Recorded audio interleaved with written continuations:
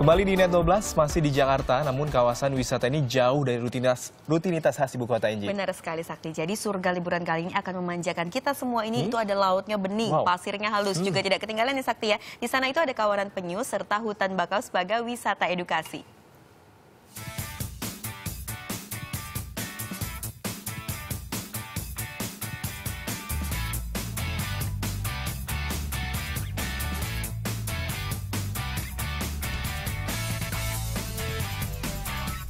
Berpaling ke sisi lain wajah ibu kota dan temukan surga wisata air bernama Kepulauan Seribu.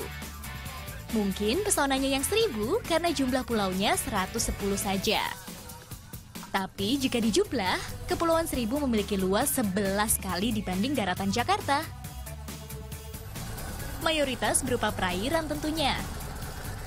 Dan memang itulah daya tarik utama kawasan ini. Laut bening, bak, etalase.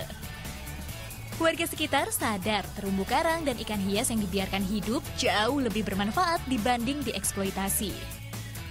Karena perhiasan alam inilah yang mengundang para pelancong datang. Setelah mendapatkan arahan dari instruktur, saya siap untuk menikmati keindahan bawah laut Kepulauan Seribu. Yuk!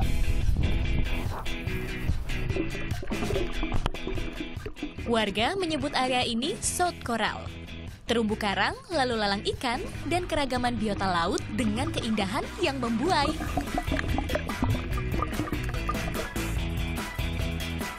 Puas menikmati keindahan bawah laut, saatnya berkeliling pulau. Kian populernya kawasan Pulau Seribu sebagai destinasi wisata mendatangkan rezeki untuk warga lokal. Utamanya penyedia jasa transportasi laut. Kapal kayu ini siap disewa dengan tarif Rp400.000. Biasanya saya membawa tamu jelajah pulau dan snorkeling. Sepanjang hari kita akan dibawa mengunjungi satu pulau ke pulau lain. Kegiatan seru ini sulit ditolak para turis. Sampai di target pertama, inilah Pulau Air. Terletak sekitar 40 menit perjalanan dari Pulau Pramuka, pulau ini tak menyajikan apapun kecuali pemandangan menakjubkan.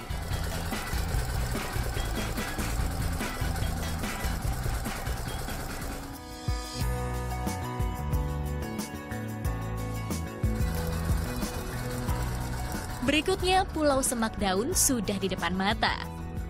Sama-sama tak berpenghuni, tapi pulau ini punya pesona sendiri.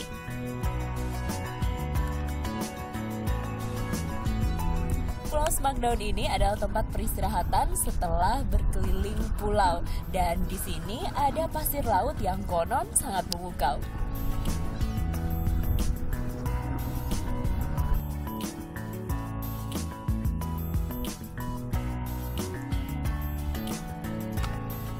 Belayan ombak di bibir pantai yang landai dipadu hangatnya pasir nan lembut membuat betah.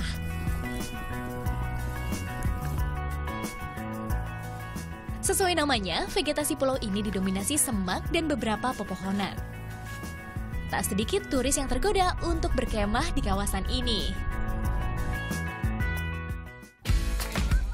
Saatnya kembali ke pulau utama, Pulau Pramuka. Ibu kota Kepulauan Seribu ini tak hanya menjadi pusat pemerintahan. Sebagai destinasi wisata, pulau ini juga juara. Yang tak boleh dilewatkan adalah berwisata ke penangkaran penyu sisik. Sejak menetas, tukik atau bayi penyu dirawat hingga usianya mencapai 8 bulan atau 1 tahun. Seperti semua jenis penyu, status penyu sisik juga dilindungi. Budidaya disertai upaya edukasi mutlak diperlukan. Penyu bukan komoditas dagang yang bisa secara sembarang dipelihara atau diperjualbelikan telur dan karapas alias tempurungnya. Yang tak kalah penting, menjaga kelestarian habitat yang menunjang kehidupan seisi pulau, yaitu tanaman mangrove atau bakau. Bibit-bibit bakau ditanam di sekitar penangkaran penyu. Setelah kurang lebih berusia 3 bulan, pohon-pohon ini kemudian ditanam di sekitar pantai Pulau Pramuka. Selain sediakan limpahan oksigen, hutan bakau juga berfungsi melindungi pantai dari abrasi, serta menahan hembusan angin kencang dari laut ke darat. Ke depan, ini saya akan kerjasama dengan Asosiasi Wisata Indonesia, khususnya di Kepulauan Seribu. Setiap wisatawan yang masuk ke pulau, ini kita berencana untuk membeli satu mangrove yang harganya hanya 750 sampai dengan 1.000. Sejuknya kawasan pesisir yang ditanami bakau menggoda hati untuk bersantai lebih lama. Di sini pengunjung bisa juga bermain kano, berwisata sekaligus berolahraga dayung.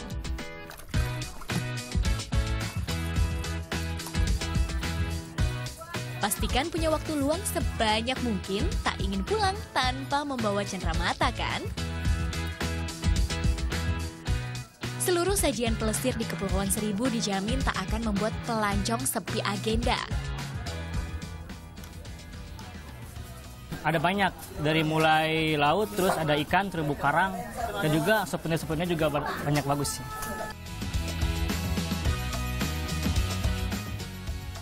Masih jadi bagian Jakarta, namun jauh dari rutinitas dan kepenatan khas ibu kota. Cukup pastikan cuaca sedang bersahabat jika ingin menikmati surga tropis satu ini. Ayu Wardani, Rio Pambudi melaporkan untuk NET.